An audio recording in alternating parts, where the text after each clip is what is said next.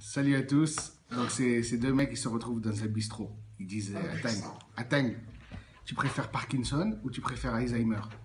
Alors le gars il lui répond moi je préfère Parkinson. Il dit pourquoi? Parce que je préfère renverser une goutte de mon pastis plutôt que d'oublier de le boire. Allez, bonne journée.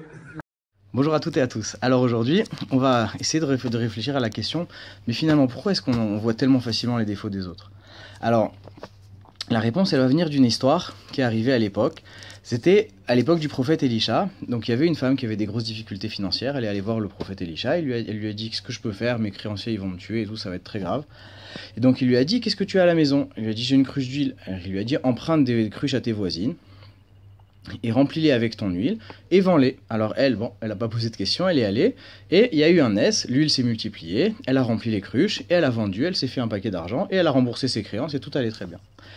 Alors, nous, qu'est-ce qu'on apprend de cette histoire-là? C'est qu'en vérité, nous, on se pose souvent la question comment est-ce que je vais réussir dans la vie? Moi, dans la vie, pour réussir, j'aurais besoin d'être riche comme lui, intelligent comme elle, etc. Toutes sortes de qualités qu'on aimerait avoir.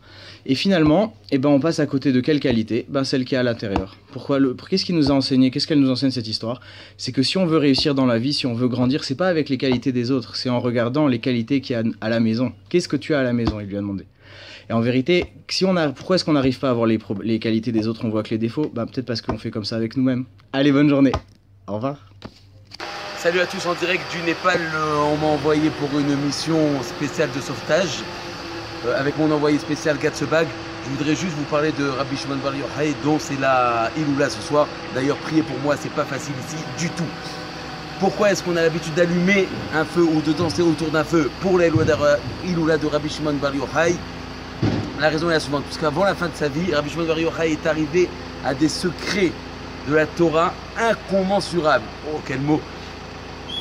Et Rabbi Abba a dit à ce moment-là, je n'ai pas pu lever les yeux de la journée suite au feu et à la lumière qui entouraient la maison de Rabbi Shimon Bar Yochai, dû au fait qu'il a dévoilé tous les secrets de la Torah.